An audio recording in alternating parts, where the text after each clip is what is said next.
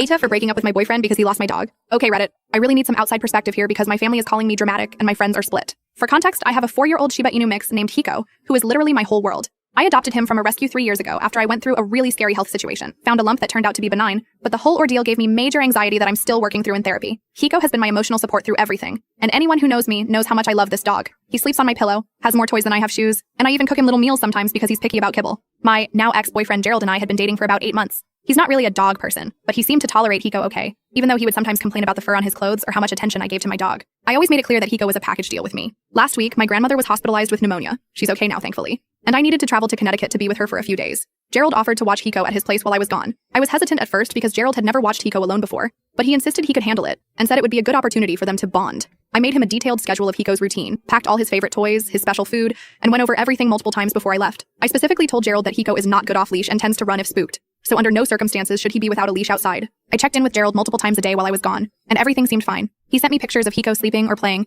and I felt relieved that things were going well. Then, on the third day, I called Gerald in the evening and he sounded weird. I asked what was wrong, and he hesitated before telling me that Hiko was missing. My heart literally stopped. Apparently, Gerald had taken Hiko to a park near his apartment, not a dog park, just a regular park, and thought it would be fine to let him off leash for just a minute because he seemed calm. A cyclist rode by, Hiko got spooked, and he bolted. Gerald spent a couple hours looking for him but couldn't find him, and the worst part? This had happened that morning and he was only telling me now, like 8 hours later, because he didn't want to worry me and thought he could find Hiko himself. I immediately lost it. I was sobbing and screaming at him through the phone, asking how he could be so irresponsible when I specifically told him never to let Hiko off leash. His response? It's just a dog, Tammy. We can get you another one if we need to. I literally saw red. I told him I was coming back immediately, and I booked the first train I could get. During the entire 3-hour journey back, I was posting in local Facebook groups, calling shelters, and coordinating with friends to start searching. Gerald's updates were minimal. He said he put up a few flyers, but had to go to work so he couldn't keep searching. He even had the audacity to text, "I'm sure he'll turn up. Dogs always do." When I got back to the city, I went straight to the park where Hiko was last seen. I didn't even bother going to Gerald's place first. My friend Denise met me there with supplies, more flyers, treats, Hiko's favorite squeaky toy. We searched until 2 a.m., calling his name and asking everyone we saw if they'd seen a Shiba mix. No luck. The next morning, I created a proper missing dog poster with a good photo and a reward offer,